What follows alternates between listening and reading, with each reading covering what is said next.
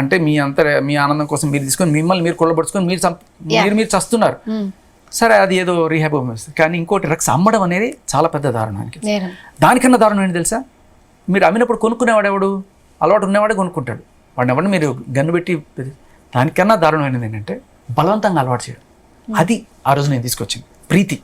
ప్రీతి అనే అమ్మాయికి 21 ఏళ్ళ అమ్మాయికి ఈ 33 ఏళ్ళ అమ్మాయి బలవంతంగా డ్రగ్స్ అలవాటు చేసి ఆ అమ్మాయి జీవితం నాశనం చేసి ఆ అమ్మాయి రీహాబ్కి వెళ్ళి బయటకు వచ్చింది. ఈ అమ్మాయి ఈరోజు రీహాబ్కి వెళ్ళిన దాఖలా లేవు ఇప్పటికి కూడా. పోలీసు కళ్ళ ముందు ఇంత కనబడుతున్నా వాళ్ళు రీహాబ్కి పంపించరు. కేసు పెట్టి ఎఫ్ఐఆర్ పెడతారు, ఛార్జ్ షీట్. రీహాబ్ తీసుకెళ్లారు కదా లావణ్యకి? లేదు, ఇప్పటిదాకా రీహాబ్ లేదు. ఆవిడ ఇప్పటికే ఏమంటున్నారు, ఇందాక నేను డ్రగ్స్ తీసుకున్నానా, మరి ఇందాక మీరు చూపించిన వీడియోలో ఇక్కడ 5 ప్యాకెట్లు ఉన్నాయి ఏంటి, 5 ప్యాకెట్లు ఇస్తే 15 నిమిషాలు కిస్ ఇస్తుందంట. ఆడియో విన్నారు మీరు? సో నేను అనేది ఏంటంటే ఒకసారి దీనికి అలవాటు పడిపోతే మనిషి ఎంత దిగజారుతాడు, దానికోసం ఆ డ్రగ్స్ కోసం అనేది దిగజారుతాడు అనేది అక్కడ అది కూడా కనబడుతుంది. అండ్ ఆవిడ డ్రగ్స్ తీసుకోలేదని ఇవాళ చెప్తున్నారు ఇక్కడ. ఇదే కొన్నాళ్ళ కొత్త మీడియా ఛానల్స్లో ఆవిడ మీరు తీసుకుంటారా అని ఒక ఆయన అడిగితే మస్తాన్ సాయితో ఉన్నప్పుడు తీసుకున్నానండి ఓపెన్గా చెప్పింది. ఆవిడ తీసుకున్నాను అని ఆవిడే చెప్పింది. మళ్ళీ ఇవాళ సడన్గా నేను తీసుకోలేదు అంటే సరే మానేసామని చెప్పచ్చు, బట్ మానేసాను అని చెప్పడం అనేది రైట్ కాదు. ఎందుకంటే you should go to A rehab and get it certified. నీలాంటి వాళ్ళు బయట ఉండడం వల్ల సమాజానికి చాలా హానికరం. ఎందుకంటే మీరు డ్రగ్స్ తీసుకున్నప్పుడు విచక్షణారహితంగా 15 మందిని తీసుకెళ్ళి ఇంటి మీద పడితే ఏం చేస్తారమ్మా? ఇలాంటి వాళ్ళని ఈవిడికి బెయిల్ వచ్చి ఏది సికింద్రాబాద్ రైల్వే స్టేషన్లో 5 గ్రాముల మెత్తో చెంచల్గూడ జైల్లో పెట్టారు 45 రోజులు.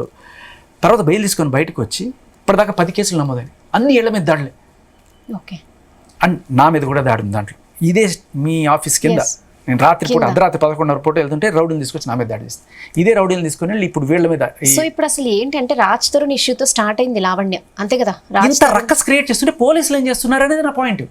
పోలీసులు ఏం చేస్తున్నారు అంటే మీరు ఫైనల్ గా ఇంకా ఏం చెప్తారు? లైక్ అంటే ఉమెన్ కార్డ్ తో ఆమె తప్పించుకుంటుంది అనుకుంటున్నారా? కొంతవరకు అయితే, బట్ ఇంకా ఎవరైనా పోలీసులు ఆవిడకి హెల్ప్ చేస్తున్నారనే డౌట్ రాకపోదు కదా ఎవరికైనా సరే. ఒకళ్ళు ఆల్రెడీ మనం చూసాం, అంత అయింది, ఆయన వేరే చోటుకి పంపించారు, అయినా కూడా ఇంకా యాక్షన్ ఎందుకు లేదు? ఇదే టైప్లో మస్తాన్ సాయి చేస్తే తీసుకెళ్లి 3 నెలలు జైల్లో పెట్టిన వాళ్ళు ఇదే టైప్లో లావణ్య వెళ్ళి 15 మంది గోండాలతో ఇంటి మీద పడితే ఆవిడ మీద యాక్షన్ ఏది? ఓకే.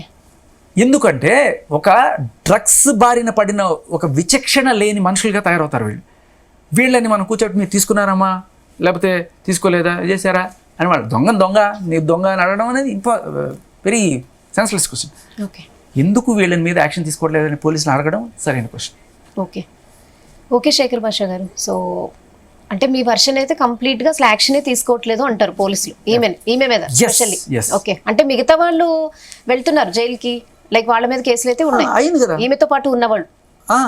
Yeah, okay. సో ఇంకా ఇప్పుడు 11 మెంబర్స్ లో కూడా ఈమె ఉంది కదా, సో అదైతే రేపా ఫైనల్? లేదు, ఫైనల్ ఏమి ఉండదు, బట్ దాంట్లో ఇది చాలా కీలకమైన సాక్ష్యం. వరలక్ష్మి టిఫిన్స్ నుంచి ఇడ్లీలో డ్రగ్స్ ఈవిడ ఎలా తెప్పించుకునే దానికి చాలా కీలకమైన సాక్ష్యం. ఇవాళ ఎవరు కాదని లేని సాక్ష్యం మీడియా ముందుంది. ఇది పోలీసుల దగ్గరికి కూడా చేరింది. ఇది రేపు కోర్టులో కూడా చేరితే తప్పకుండా ఆవిడకి శిక్ష పడుతుంది. అలాగే ఇంకో డ్రగ్స్ సప్లయింగ్ కేసులో ఈవిడ పెడ్లర్గా ఉన్న కేసులో దానికి ఇది అటాచ్ చేయాలి. వైజాగ్లో ఈవిడ ఎలా ఇక్కడి నుంచి పైరవీ సాగించి అక్కడ ఉన్న నైజీరియన్ డీలర్ని అక్కడ ఉండే వాళ్ళకి డ్రగ్స్ అందించడానికి ఎలా చేసింది అనే దానికి ఇది సాక్ష్యం. ఇది ఇంకా ఛార్జ్ షీట్ కూడా కాదు, ఛార్జ్ షీట్ అయితే ఇది కోర్టులో సబ్మిట్ చేయడానికి సాక్ష్యం. సో ఇవి ఇప్పుడు ఎందుకు చూపిస్తున్నారంటే ఇప్పుడే వస్తున్నాయి కోర్టులోకి. Okay. Okay, thank you Shekhar Basha గారు. సో చూస్తున్నాం కదా, మొత్తానికి రాజ్ తరుణ్ లావణ్య కేసులో అయితే చాలా ట్విస్ట్లు చూస్తున్నాం మనం. బట్ లావణ్య విషయంలో అయితే ఎన్ని ఆధారాలు ఉన్నా, ఎన్ని ఆడియోస్ వీడియోస్ మనం క్లియర్గా ప్రూఫ్స్గా ఉన్నా కూడా అసలు ఆమె మీద మినిమం ఛార్జ్ షీట్ లేదు నార్సింగి పిఎస్లో అని చెప్తున్నారు. అండ్ వరలక్ష్మి టిఫిన్ సెంటర్లో అయితే క్లియర్గా ఆమె ఉంది, పెడ్లర్ అని ఆమె చెప్పుకుంటుంది ఆడియోలో. కాబట్టి దీని మీద తప్పకుండా ఆమెకి శిక్ష పడుతుంది అంటున్నారు. అలాగే రాజ్ తరుణ్ ఇల్లు అమ్మేసినా కూడా అక్కడికి వెళ్ళి గూండాలతో దాడి చేయడం ఎంతవరకు కరెక్ట్, దీని మీద కూడా యాక్షన్ తీసుకోవట్లేదు అంటారు. బట్ లావణ్య వర్షన్ ఇంకోలా ఉంది, ఇవన్నీ జస్ట్ ఆరోపణలు అంటుంది. చూద్దాం మరి పోలీసులు దీనిపై ఎలాంటి యాక్షన్ తీసుకుంటారో. Stay tune to Zee Telugu news.